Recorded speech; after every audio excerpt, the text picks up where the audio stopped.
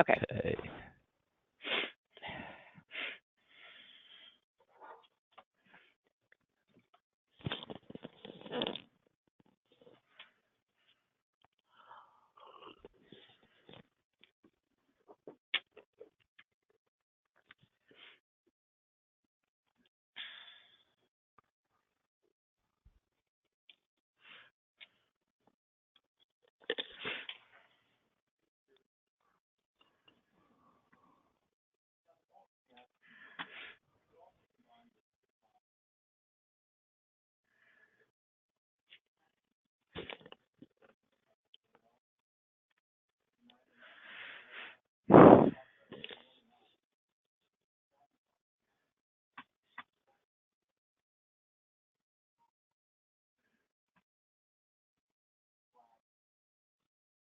Hey, Alan,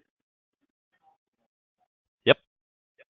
I'm going to try and do a computer audio, so we may disconnect. If we do, I'll just call right back in again. Okay. No problem. Okay, thanks. Uh-huh.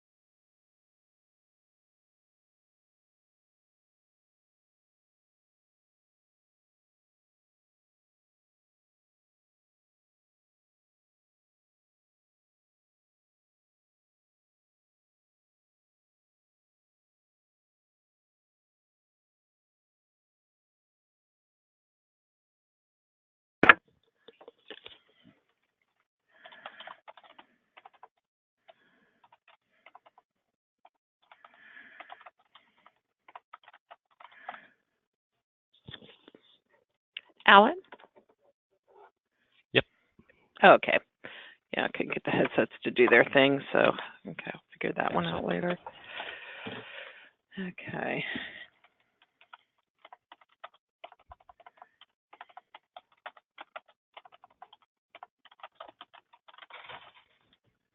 I'm going to mute my. Okay.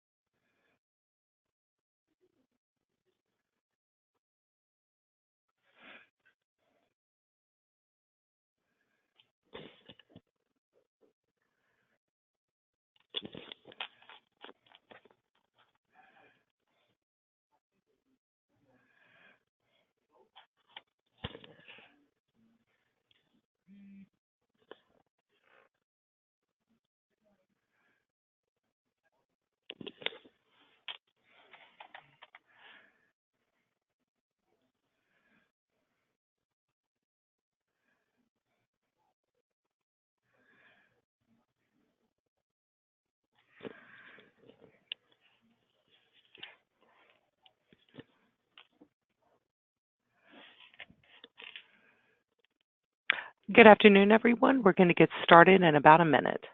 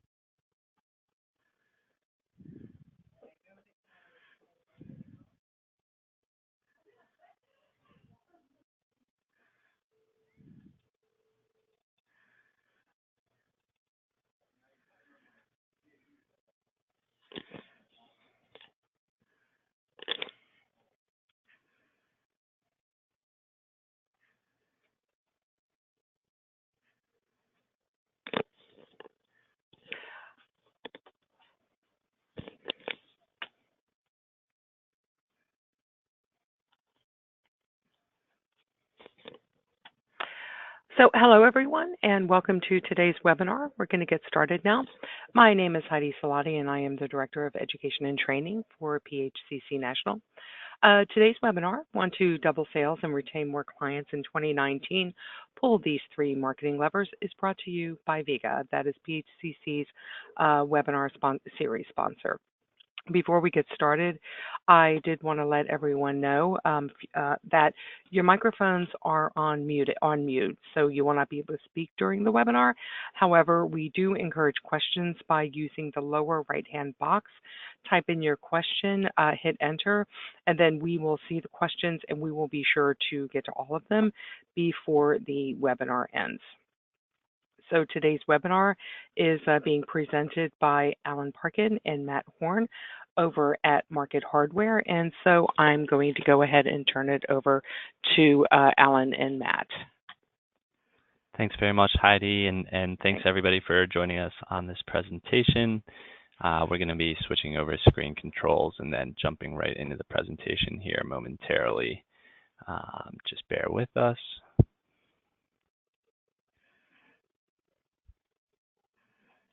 So while we go ahead and take care of that, just want to mention a little bit of background about Market Hardware for the folks that aren't familiar with us. We've worked with PHCC for probably about 10 years now.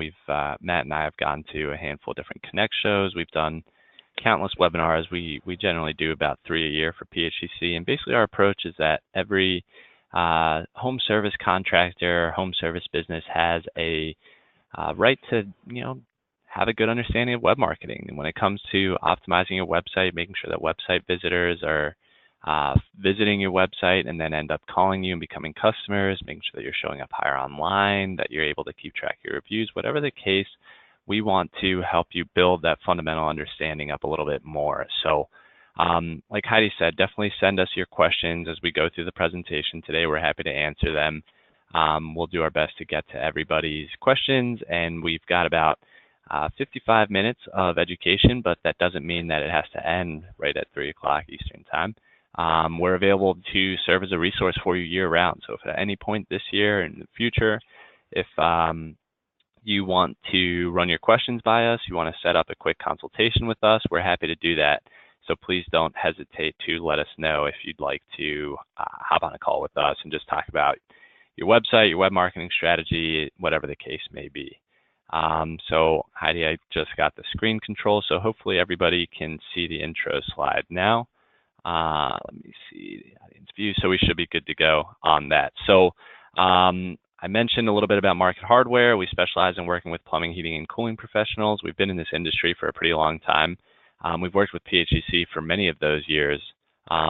Really, what it boils down to is we're all about education. So while we are a company that provides web marketing services, we're also totally happy to educate anybody that wants to talk about web marketing. So if you're looking to get your feet wet and try to do some more stuff on your own, or you're looking to potentially hire somebody and you just want to keep them more accountable, we're happy to help you out with any of those options. So digging into the presentation itself today, one of the things that Matt and I are going to be talking about a lot is the concept of user experience when it comes to your website and your web marketing. So one of the things that Google constantly is telling us is that user experience is critical. So if you're trying to figure out, how's my website doing? Why am I not showing up higher? Why are more people not calling me when they visit my website? What it boils down to so often is user experience. Google and your potential customers want to have a seamless, easy user experience when they're visiting your website online. So unfortunately, if people are having trouble getting to your website and having trouble contacting you and figuring out what you do, that's going to have a negative impact on your web marketing. It's going to cause you to show up a little bit lower. It's going to cause you to get more or fewer customer calls from the internet. So we want to make sure that we're accounting for all those things and making it as easy as possible for somebody to visit your website, find out what you do, where you do it, how to reach you, all of that. So what it all starts with is the search result landscape. So Matt, let's bring you on the line and let's talk a little bit about this. You're the person at Market Hardware who's in charge of all things search marketing, whether it's paid search, Google Maps, search engine optimization. You're going to give an overview of those, but we've shared this slide before at past presentations, but it's important for anybody that might not be familiar. What is the general Google layout? What are the different sections? Let's take it back to step one and start there. All right, so no matter what presentation or topics that we talk about, this slide is always extremely important, and we always want to show it at the beginning, because with Google, it really is broken down into different areas on the first page of Google. Essentially different sections or sandboxes that you can play in, but each section requires a different strategy. And so we just want to make clear the different areas on page one of Google and make sure that everybody understands that they are not the exact same and that each of them requires a different strategy. So up at the top, generally you see the ads, pay-per-click, Google AdWords, Google Ads. This is where you actually are bidding on certain keywords and trying to generate clicks coming back to your website by bidding on terms such as plumbing in Bethesda, Maryland. We used to spend entire presentations on paid search advertising. We're not going to go in there today. We have a couple other things that we want to go through. But if anybody has any specific questions here, we're running a campaign and does have questions, definitely let us know. But unless you're spending money directly through Google's ad network, you're not going to show up in this area. Now below in the map section, this is the maps result. This is where you're setting up your Google business page. This is where you're verifying the Google business page, and you're also trying to generate reviews coming through. And this is free to get set up. If you don't have your page verified, we definitely want to try to make that happen as quickly as possible. And then we're going to talk a little bit about reviews and kind of how important they've become. And then if you look below towards the bottom, C, this is the organic or the natural results. Now this is where SEO campaigns really come into play and focus with making changes to your website to show up organically for people who are doing plumbing searches within your area. So unless you're getting into your website and you're physically making changes and doing different things within the back end so that Google understands what it is you do and where you do it, you're not going to show up in this area either. So you can see they all require a little bit of a different strategy. And towards the end of the presentation, we're going to talk about a new section on Google, which is called local service ads and what's included in there. So before I kick it back to Alon to talk about just local SEO, I do want to jump to the next slide and talk about how much SEO optimization should I do? This is a question that gets asked a lot, and we're going to dive into SEO today as one of our heavy topics. But before doing that, it's important to note that there is not a one-size-fits-all approach when it comes to running an SEO campaign. It really boils down to where you're located, how much competition is around you. If somebody's in Washington, D.C., or New York City, or Miami, Florida, those are more competitive markets. You've got more people that are doing searches for you. But if you're in a smaller town, there's not a lot of competition around, then you might not have to do as much work on the SEO campaign to produce the results that you're looking for. So in the least competitive markets, up at the top left here, you're doing all of your on-site optimization for some keywords. We're going to actually show some areas within the website and what we mean by on-site optimization in a few slides. And then you're also optimizing your Google My Business page, working for a review strategy to try to get you guys more exposure there.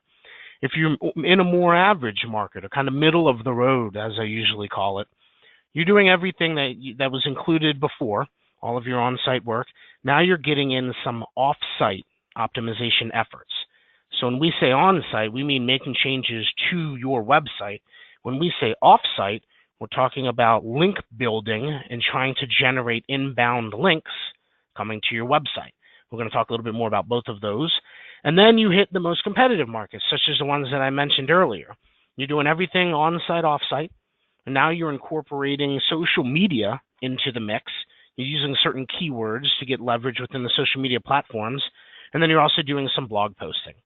And you're using keywords and tying them back to your website and getting more exposure that way. The key takeaway on this page is at the bottom left.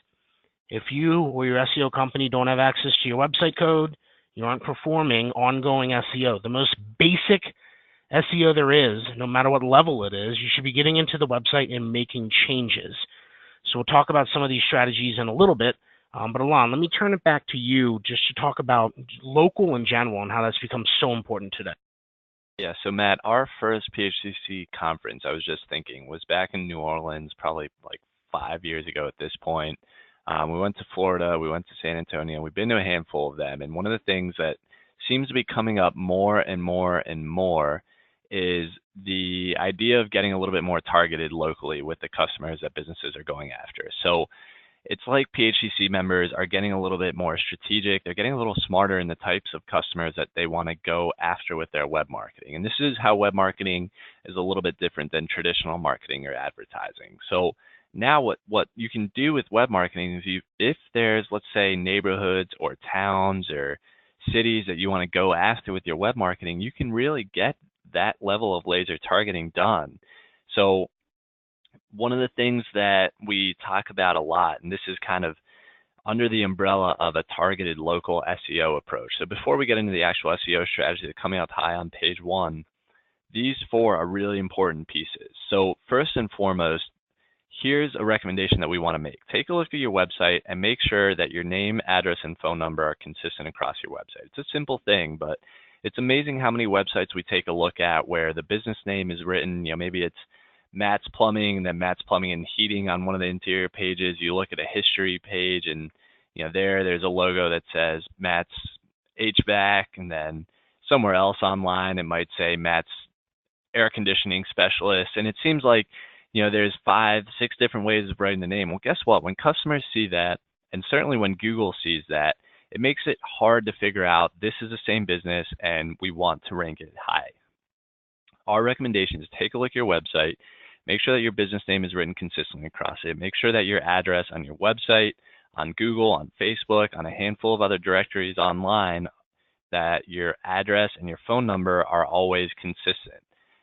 Yes, there are instances where you want to set up tracking phone numbers, but if you only have one phone number, make sure that it's updated. There might be some directories out there, maybe even with your PHCC membership data. Make sure that your most current, up-to-date name, address, and phone number are consistently written across the web.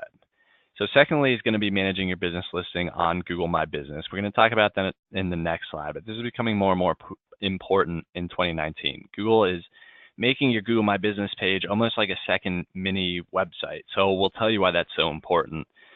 Then Matt's going to talk a little bit about location-based website content. So let's say you're in a big market and you want to go after a couple of very specific cities and towns. Maybe it's more affluent areas that you'd love to get more customers in. There's ways that you can go about doing that with your website. So Matt's going to show us that. And then we're going to spend a little bit of time talking about reviews, an increasingly important issue to be aware of, whether it's getting more positive reviews or dealing with negative reviews. It is essential that you're building this into your operation. So we'll tell you a little bit more about that. But starting with Google My Business, okay? So I mentioned name, address, and phone number. This is so important on your Google My Business page. So many people are doing a search for your company name and maybe a city and state, and they're seeing a screenshot that looks kind of like this popping up on the right-hand side of the page.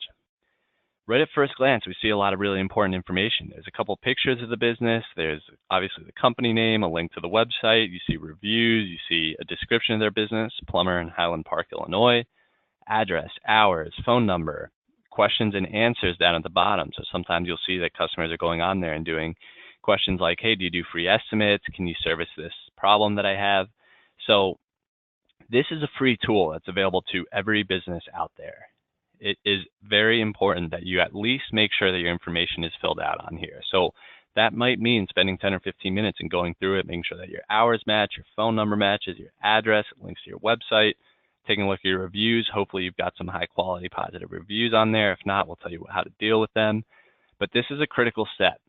The best news about it is, like I said, it's free. So it is a matter of just spending a little bit of time on it and then maybe building it into your everyday operation. Check it from time to time. Make sure that you're keeping track of new reviews. You're keeping track of any potential customers that are submitting questions. There's alerts that you can set up for all this stuff. Now, here's where your PHCC membership comes in handy. If you need help with any of this, let us know. We're available to hop on a call with you, point you in the right direction, and make sure that we're getting all this taken care of so that you don't have to scratch your head trying to figure out, well, that seems like an important tool, but I wouldn't even know where to start. Let us help you. We're happy to do that. So in terms of reviews, digging into this piece, we've spent entire presentations, Matt and I, talking about this, and it's increasingly, I guess, sensitive subjects, right? Because, unfortunately, with reviews just in general increasing nowadays, many of us have had experiences of dealing with negative reviews, whether it's a disgruntled ex-employee, a review that may have been meant for another business, or maybe that just one-off issue that, maybe you just didn't meet the bar that you set for yourself and you didn't deliver as high quality service as you would like and a customer was dissatisfied, something went wrong, whatever the case might be. Reviews are becoming more and more a part of the web marketing operation in 2019. Now, a couple things that I want to mention before I dig into this is, look, the perfect company doesn't exist, okay? If you don't believe me, take a look at Amazon and try to find the perfect 5-star product, because I'm yet to find that on Amazon, and I have yet to believe that there's a perfect 5-star company out there that has never done anything wrong or had any issues. And look, even sometimes when something totally, maybe you go out and you fix somebody's furnace and all of a sudden, a faucet starts leaking. Totally not your fault. Person's having a bad day. They go online, they leave a negative review. They need to point the finger at somebody, so they point it at you. Completely out of your control. But that's the world we're living in. So if we accept the fact that we're going to get negative reviews, then it's a matter of figuring out what do we do to deal with that. So here's our 3 tips. First and foremost, when it comes to dealing with anything review related, you want to focus on the websites that matter most. That includes websites that influence rankings, websites that get a lot of search traffic, and websites that are highly trusted. So hint, Google checks the box on all 3 of those. Google will take into account reviews, average review rating, and those businesses will generally show up a little bit higher in the map section. Google gets the most traffic, right? When's the last time that you had somebody come up to you and say, well, why don't you just Bing it or just Yahoo it? Now, people generally say, why don't you just Google it? Because a lot of people are using Google. Part of the reason why a lot of people use Google is because it is so highly trusted. We're used to getting good results on Google. If I went online onto Google and started doing searches for plumbing contractors and all of a sudden I was getting tree care experts, then I'd be like, what the heck? What's the point of using Google, right? This isn't giving me what I want. But I'm used to getting quality, relevant results for the most part. So secondly, you want to ask your employees to be responsible for new reviews. This just simply cannot be done by one person. You want to make sure that whether it's crews or technicians that are going out in the field, maybe it's somebody in the office that's calling people to collect payments. Anybody that's doing any sort of customer interaction should be keeping an eye out for happy customers and then saying to them, hey, if it's not too much trouble, would you mind leaving us a review on Google? Especially with today's younger generation, millennials, if you're starting to service their homes, keep an eye out for those people, because it might be as simple as saying, would you mind leaving us a review on Google? That generation is pretty adept at going online, and all you have to do is tell them that, and if they're happy, they want to leave reviews. They're the type of customer that wants to interact with businesses, and they want to see a response back from the business when they leave a review. So don't just leave it at collecting the reviews. If you get a positive review, make sure you respond and say, hey, we really appreciate it. Thanks so much. Hope to work with you again.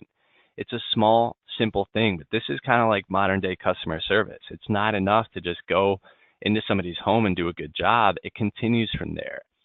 You want to solicit that review. You want to respond to that review. And you want to start to build this relationship up with a customer that might last for several years. Okay, and all of that is sort of part of bullet point number 3, which is making it part of your everyday operation. So when you have multiple people at your company that are keeping an eye out for happy customers, that are asking for positive reviews, some of the recommendations that we make are added to any invoices or receipts or email newsletters you might send out. Put a link on your website that says, check out our reviews and leave us a happy one. The more of that you do, the likelier you are to end up on the left hand of this spectrum. In this example here, there's a company with 54 reviews and a 4.3 star rating, as opposed to a company with 3 reviews and a 3.7 star rating. The fact is, nowadays, potential customers are seeing examples like these, and look, who would you rather hire? They both might have great websites. Chances are both their websites say, we excel at customer service. We know the ins and outs of the plumbing and heating industry.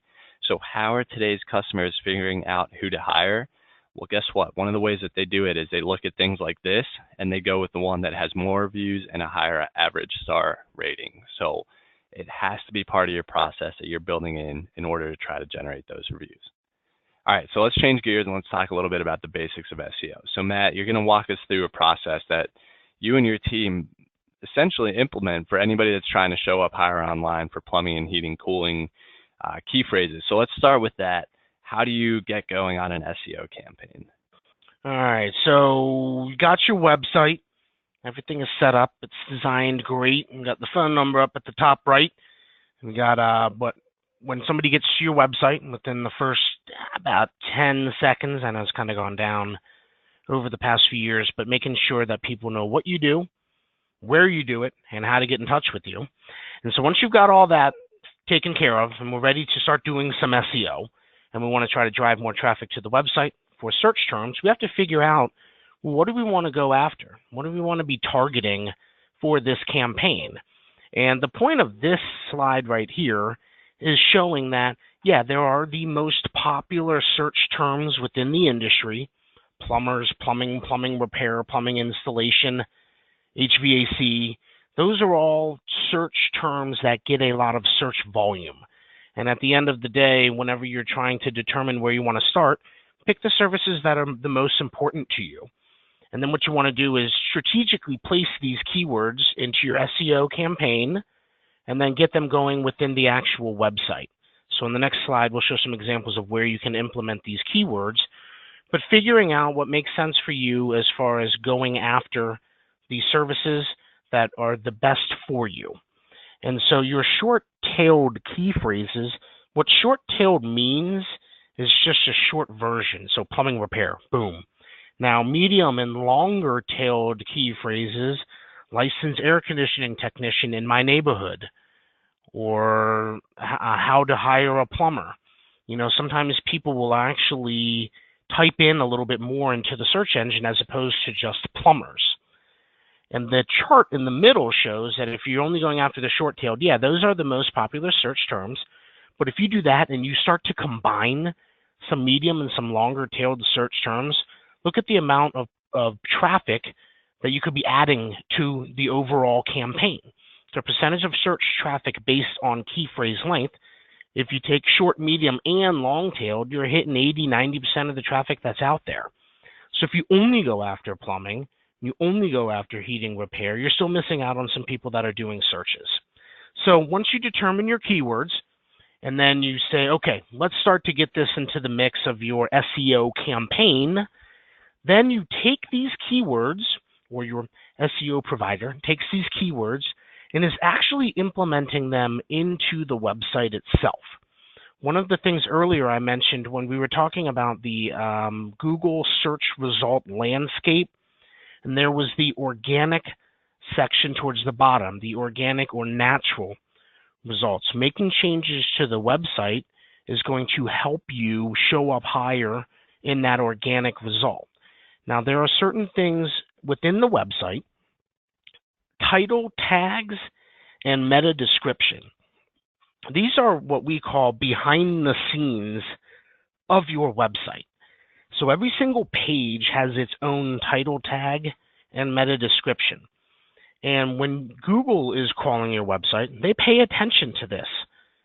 So if your title tag is Matt's Plumbing, well, that's great, company name, but we're not giving Google much more than that.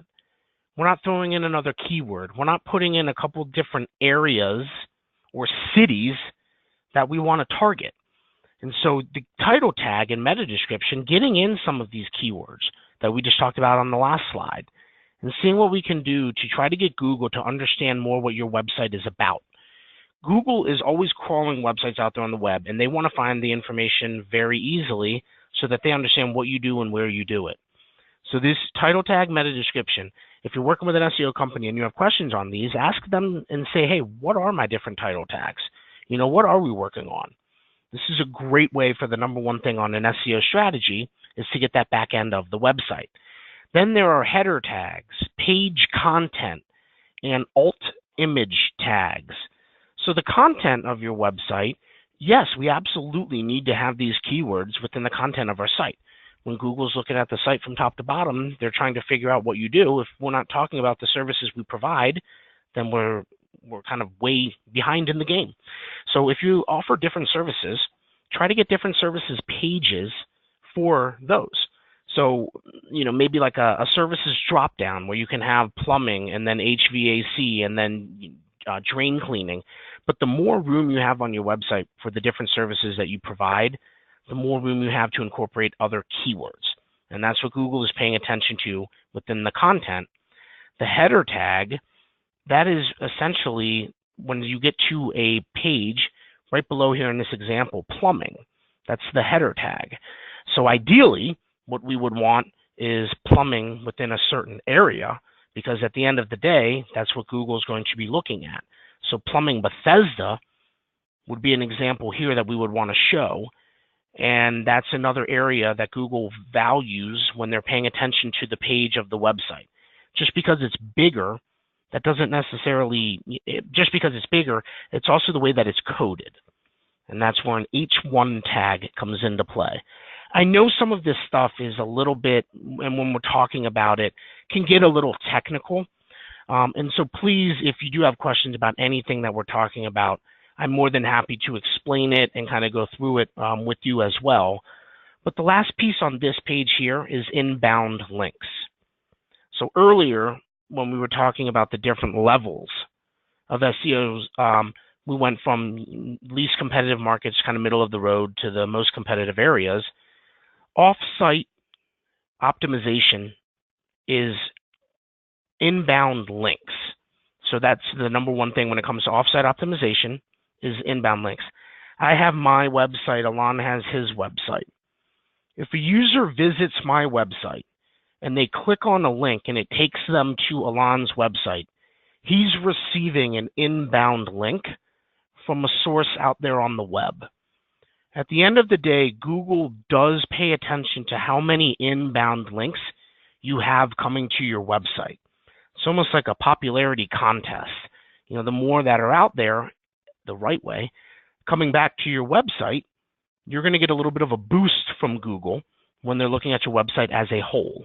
So if you're working with any manufacturers, if you have anybody locally that you do work with, different associations, even the Yelp, if you have anything set up there, all the different social media platforms, make sure that you have a link coming back to your website, because that's going to give you a boost with Google.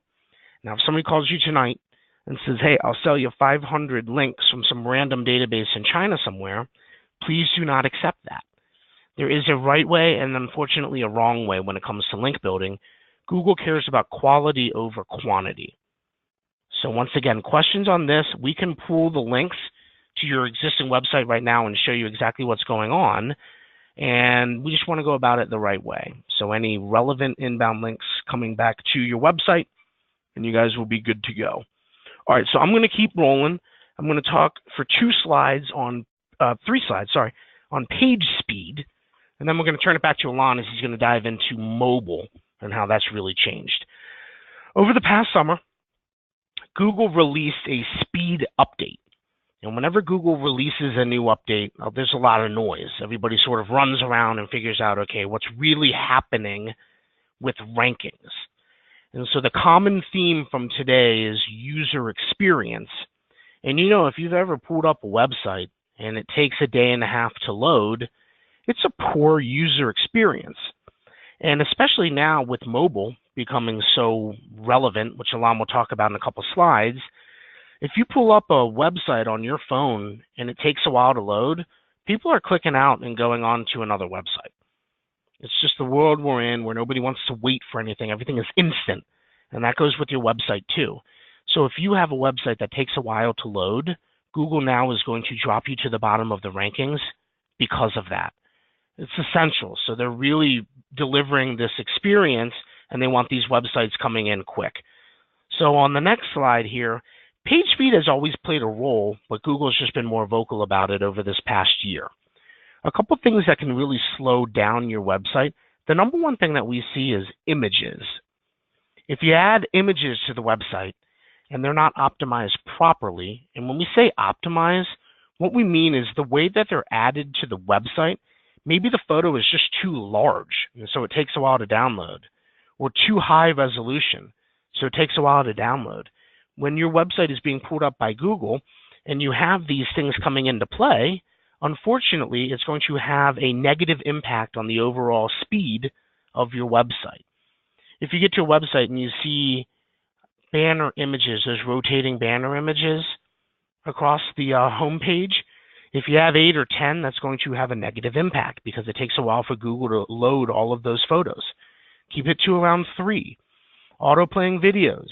Now, we've never liked this because if somebody's at work and they pull up your website and the video automatically starts playing and their speaker volume's on, and they're going to click out and they're going to go on to the next one because they don't necessarily want somebody, knowing that they're doing a quick search at work. It's an extreme example, but we've never been fans of it. But now, because of the speed update, we can say we do not recommend it because it takes a while, once again, for the website to load if the video has to automatically start playing. Nothing wrong with having videos on websites. We love it, especially on YouTube. Google owns YouTube. You have a video on your website from YouTube, you're going to get a little bit more points from Google. But just make sure that somebody has to click to actually play the video. And then on the right, this is showing the probability of bounce increases. What bounce means is anytime somebody visits your website and they bounce off of it right away, that's a high bounce rate. So the probability of a bounce increases the longer it takes the website to load, which is what we've been talking about, and this gives us a great visual example. So if you're sitting there wondering, well, what about my site? How do I know? What you can do is actually run a test. You can see here, there's a link, and you can plug in your website, and Google will provide this tool, and it's going to measure the performance.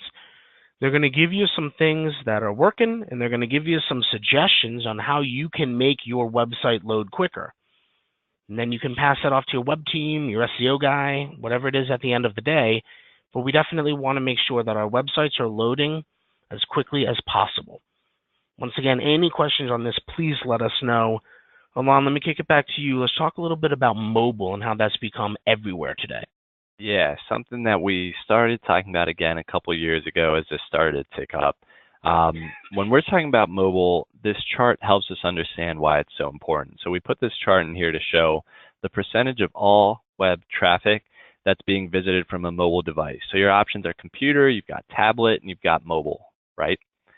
And if you backtrack to, let's say, 2015, about a third of all website traffic, so a third of the people visiting your business website were coming from mobile devices. That was 2015. Well, guess what? Now in 2018, and surely increasing slightly in 2019, we're now living in a world where over 50% of all web traffic is coming from mobile devices. That means that more than half of the people that visit your business website are taking a look at it from their phones.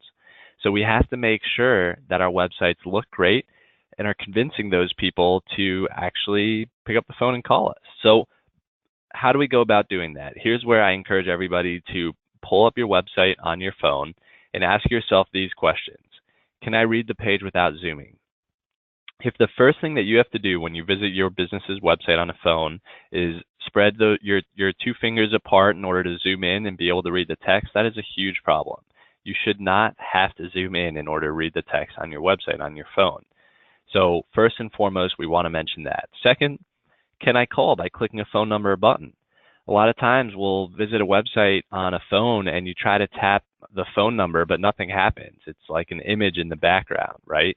You should be able to tap that phone number or tap a little, sometimes it's a little phone icon. You should be able to just tap that and then be able to press one more button and actually call that business. Here's what people don't want to do. They don't want to write down a number and then go to their keypad and give you a call. They don't want to go back and forth. You want to make it as easy as possible. Unfortunately, today's consumers, they're kind of lazy. So you don't want to make them have to jump through hoops just to be able to contact you. You want to just give them that easy button so that they know exactly what they're doing. The buttons shouldn't be too close together. This is all what we're talking about with user experience and mobile friendliness. Okay, thirdly, can I see the most critical information? So, Matt, you and I used to talk about a long time ago how websites needed to pass that 10 or 15-second test, and people that visited your website needed to know who you are, what services you provide, and where you provide them. They needed to see that stuff right off the bat. Well, that's kind of more important than ever before now on mobile devices because people are on the go. I mean, we're walking to the grocery store, we're in line at Starbucks, we're waiting for the metro, whatever the case might be. We're taking care of our errands, we're looking up websites, and that attention span is only getting smaller. So you have to take this into account. Put yourself in a customer's shoes. If they visit your website, can they tell what services you provide? Can they tell that you work in their market? If you do plumbing and heating services, make sure that it's clear off the bat because it might not be totally clear. If you do, let's say you call yourself a plumbing and HVAC contractor, does that mean that you repair furnaces and water heaters? Does that mean that you will come out for something like a leaky faucet, or you're really looking for bigger, maybe more commercial jobs? That information should be evident from your homepage. So it's hard because we've got a small screen and we want to get that information front and foremost, but I can tell you that the businesses that are getting the most web traffic and converting the most web traffic, they have that information front and center. So step 2 here starts to get a little bit technical, but basically what we want to do is we want to have tailored content for mobile. What that just means is one column of text with big text that's easy to read. Shouldn't have to zoom in order to be able to read it. It should be evident off the bat what the information says. Large clickable calls to action. So you want to give your website visitors something to do when they visit your website. Maybe it's request service, request an estimate, schedule an appointment, whatever the case. Make it easy for them. Tell them what they can do. Don't leave it up to them to figure out, well, how the heck am I supposed to contact them? Am I supposed to go to this page and then that page, or go to the contact page and hope there's a form on there? Make it easy. Matt talked about fast page load speed. Here's the good news, is you can solve for just about all of these with what's called a responsive website. So in 2019, a responsive website, this is a must-have. This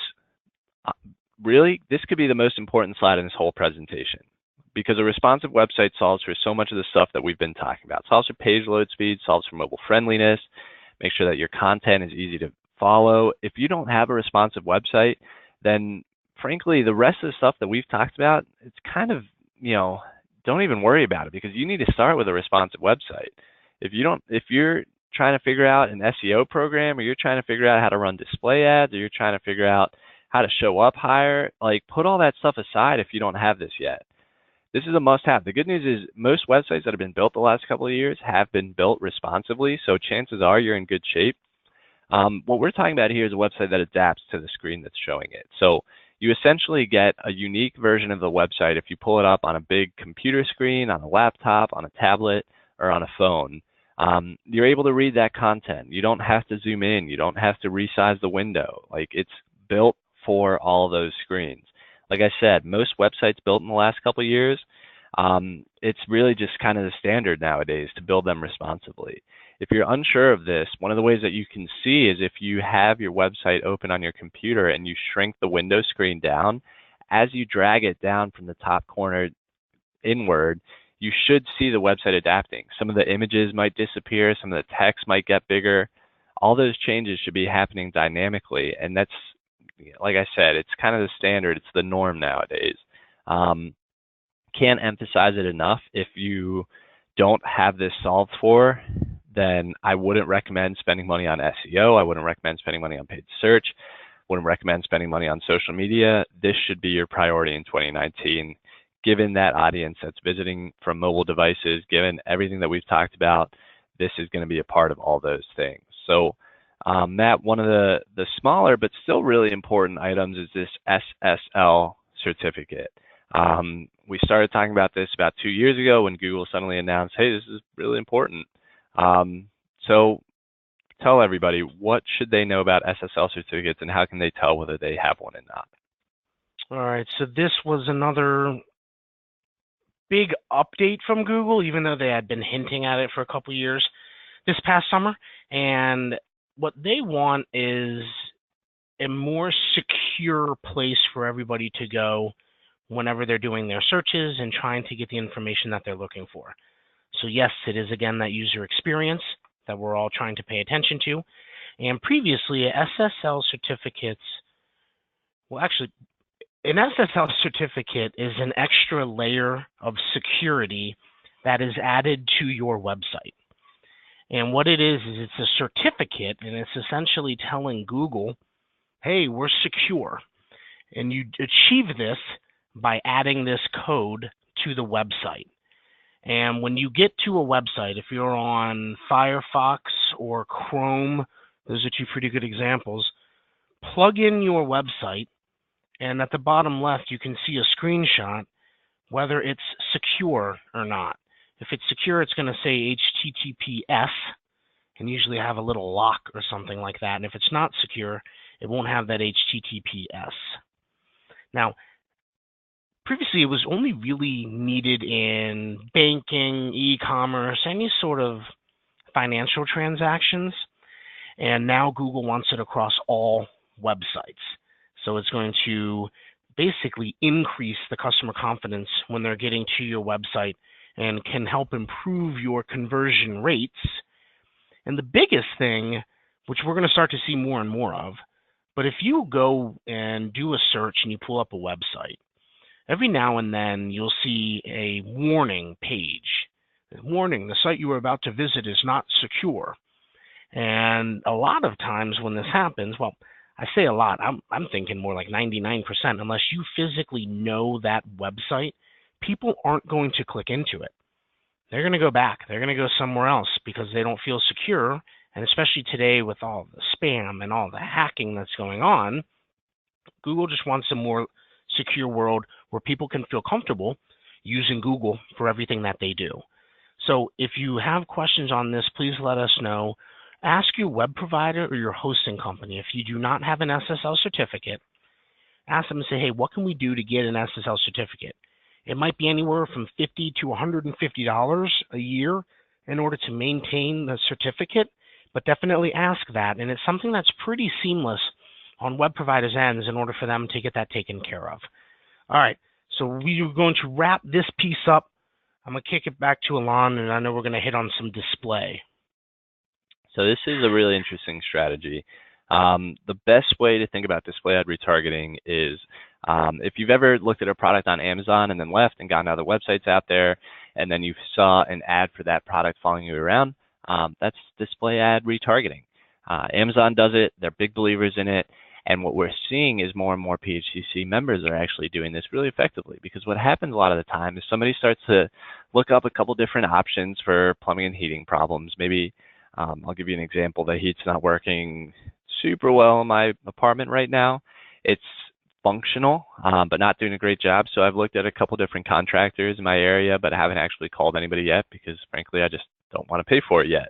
Well, guess what? One of them I've noticed has an ad that's popping up from time to time. So if I'm trying to figure out in my mind who is going to deliver good service, who's going to be credible and reputable, that's one of the things that I'm taking into account.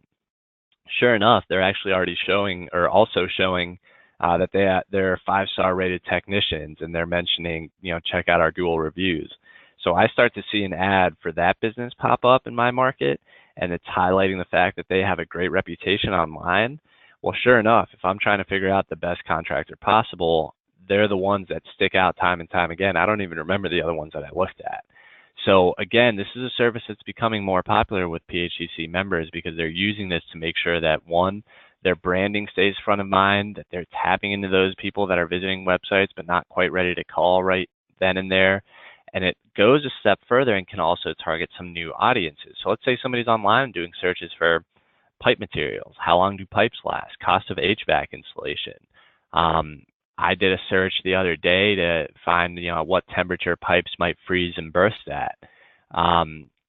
Things like that homeowners are doing from time to time that might, identify them as potentially interested buyers or potential customers.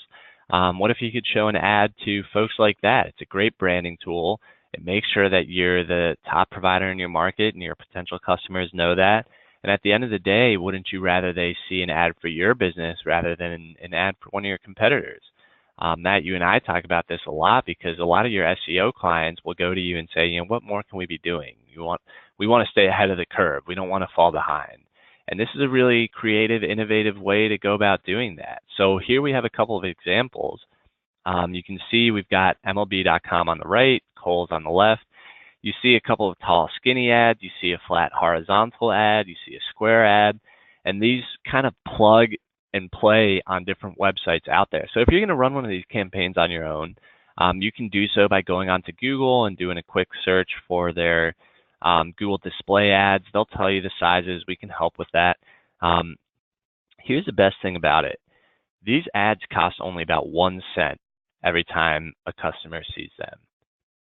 So if you're trying to figure out, maybe you're doing some search optimization, you're doing some paid advertising, radio, TV ads, you feel like you've got great word of mouth marketing, people might have heard about you or visited your website, you want to just take a step further, maybe you want to spend $50, $100 a month on a campaign like this. That's on the lower end of what we'd recommend spending. We're going to show you a case study here in a minute, but if you think about it, somebody that visits your website, somebody that does those searches, it might make sense to spend 10 or 15 cents for each one of those people and show them an ad from time to time to try to remind them about your business, keep your brand front of mind, and get those people to become customers. So we spoke to one PHCC member last year, and we put together this little case study showing the stats on what they produce with their display ad campaign. So basically, they were spending about $500 a month to get about 50,000 impressions. The third cycle, they only ran for about 15 days. If you start to do the math here, it essentially worked out to roughly $2.50 per visit to their website. That's a pretty good return for web marketing in 2018, 2019, especially when you consider that these are people that, like I said, either visited their website or did some online searches. If we can get those people to come back to our websites for $2.50 a pop, that tends to work out pretty well. So again, if you want to try this out on your own, you can go onto Google's ad network. You can set up a campaign on your own, make sure that you're designing ads that give people a reason to click, make them pop a little bit, make them look professional. If you want a partner to help with this, there's certainly providers that can do that. We happen to be one of them, but look, there's plenty of folks out there, but let us know if you'd like to discuss it with us. So, all right, the third marketing lever, the third piece that we're going to be talking about today has changed dramatically in the last year. Now, we're talking about local service ads. So we've got an example here. Walk us through the changes in the search result landscape. Let everybody know what to make of local service ads. All right, so earlier in the presentation when we showed the first search result landscape, we now notice that there is a new area here, local service ads. This is the Google guaranteed model. So if anybody has done searches or if this has already popped into your area, this is what we mean by local service ads up at the very top. So they're going to show up ahead of the pay-per-click ads moving forward. This is not in all markets just yet, but we're going to explain a little bit about what it is. But just from a visual, this is now a fourth layer to Google on the first page there, and it requires yet a different strategy at the end of the day. So when we're talking on the local service ads, what this is a pay-per-lead type model.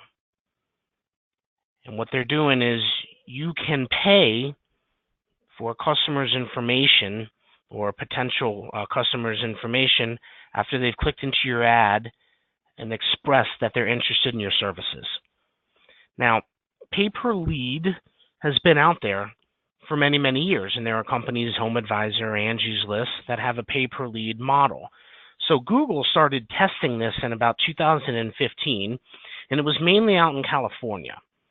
And what they were doing is trying to see what this was generating, if people were actually even interested in using this section of Google. Well, it certainly has caught on.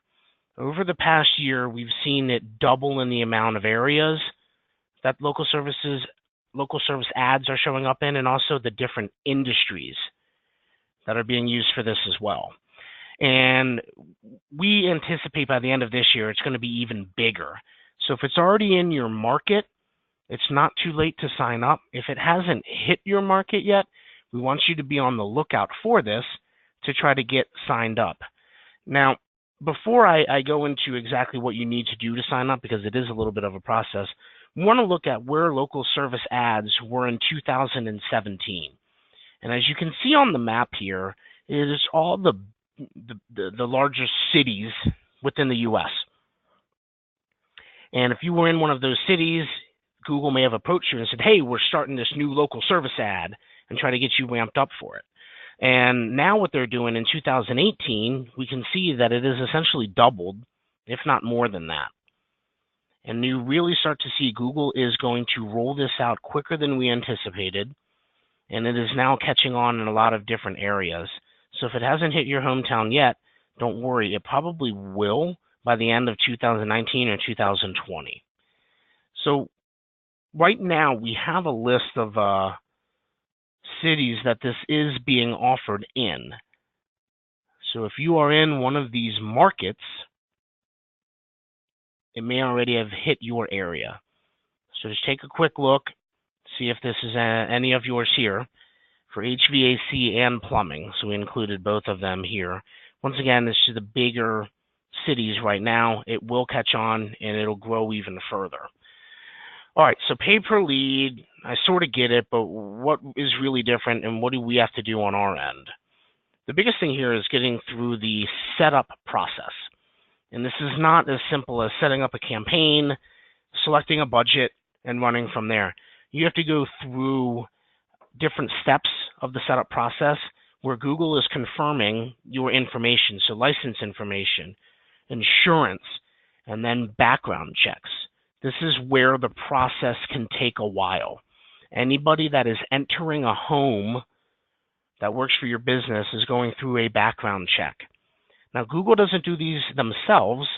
They lend it out to a third party called Pinkertons, and then Pinkertons will do the actual background checks and then get back to Google if somebody passed, failed, what the deal is there. So it can take anywhere from 3 to 4, 5 months in order for this to come back to you to say whether you've been approved or not. Once you get approved, you set up a budget similar to AdWords, and then you're paying per lead. So on the previous slide, real quick, if we can jump back, it shows the average cost per lead there. Anywhere pretty much all in about the $20, $25 range. It's still a little bit new, so we won't know, fully, but this is what we're seeing right now, and this is what we're thinking that the cost per leads are going to be there. All right, so I'm jumping back to this slide here. The other big thing we talked about earlier, reviews, and Alon went through reviews, especially on the Google My Business page. On the screenshot that we showed for these local service ads, they also pull in your Google reviews. So now your Google reviews are not just only for the map section, but if you're running Google local service ads, your reviews are actually being shown in your profile.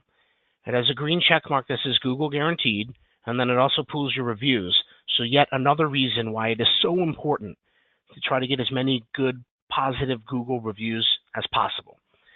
The biggest difference between this and HomeAdvisor, for example, because the question we always get is, I tried HomeAdvisor and didn't have the best experience, or how is this different if it is? With HomeAdvisor, they get the information and they send that out to about 3 or 4 different contractors. With Google local service ads, it's a 1-to-1 ratio. So they're not sending out that information to the guy next to you that shows up in that ad. It's going directly to you. So that is one takeaway. We encourage everybody to sign up. If it's in your area, we want to sign up. If it's coming to your area, we want to sign up. What I don't want is for you to wake up one morning, do a search, and see that your number 1, 2, and 3 competitors are the number 1, 2, and 3 spots in the local service ads. It's completely free to go through the setup process. It just takes time. So once again, any questions that anybody has on this, please let us know, as it is something new and exciting that Google is doing. We just want to make sure that everybody is armed with the right information. All right, Alon, I'm going to turn it back to you as we wrap things up here. Awesome. So a couple giveaways that we want to mention before we let everybody go. And I do want to remind people, feel free to send over any questions. We've got about 5 minutes left. One of the benefits that we started doing, I want to say going back to PHCC in Florida, the conference, we started putting together these ranking reports a couple years ago that basically show PHCC members where they show up online for some top searches. So let's say you want to see where you're coming up for plumbing terms, HVAC terms, and you're trying to figure out, am I on page 1, page 2? Where should I focus if I'm trying to target this top market? Look, a lot of times we talk to somebody that's got an SEO provider, and they've never seen a report like this. The goal of an SEO company should be to get you up onto page 1 in your top market. So if you want to see a report that breaks that down, let us know, and we can put that together for you, because it's important to know where you stand today. If you're going to take the learnings from today's presentation, try to do some SEO on your own, or you want to keep your SEO provider accountable, maybe you want to hire an SEO provider in the next couple months because you made a New Year's resolution to get more out of your marketing in 2019, figure out where you stand today. That's going to help you make those changes that are necessary in order to show up higher online and get more new customers as a result. Now, I'd encourage you to take it a step further and actually schedule a website marketing evaluation with us. We want to make a plan for the strategies we talked about today. We'll take a look at your website, we'll talk about your current approach, and we might make some recommendations. Hey, we shift things and maybe focus a little bit more on your website. Like I said, it might be step 1 should be a responsive website. Could be you have to change your SEO approach and try to go after a different city because there's just so much competition in one area. We want to walk through that, and we want to actually talk about 2019 as a whole and say, well, this winter into the spring, maybe focus on that. Then in the summer and the fall, we'd expect local service ads to reach your market, so maybe you want to shift and go to that. So if you want to schedule one of these calls, if you want to request a report, it's as easy as emailing webinar@markethardware.com or calling 888-381-6925. The third way you can go about doing it, you can visit phcc.markethardware.com at any point this year and schedule one of those consultations. It's a free PHCC member benefit. We love talking to PHCC members. You guys are the best in the biz. Certainly the folks on this call wanted to learn more about web marketing, which we love and appreciate. So take it a step further and let's actually make a plan for 2019. Last thing, if you decide to work with Market Hardware on one of these programs, whether it's a display ad program, an SEO program with Matt and his team, yes, we have discounts set aside for PHCC members, so be sure to mention that you are a member so that we can provide those benefits to you. So all that said, like I said, please chat over any questions. I'm going to hand it back over to Heidi, see if we have any questions, if there's anything that I may have missed. Heidi? Thanks, guys. This was terrific. So if you have any questions, at the lower right-hand corner of the GoToWebinar page, you will see questions there, and you can type in your questions. As of right now, we don't have any. And if you notice on the bottom of the slides, the information that you were just given to contact Market Hardware is all down there for you: phone number, website, and email. I encourage you to reach out to them if you have any questions or would like to have a further discussion. You will also get a copy of these slides, so you will have the information available there for you as well. So I'll give it, maybe a couple more seconds and see if anybody sends in any questions.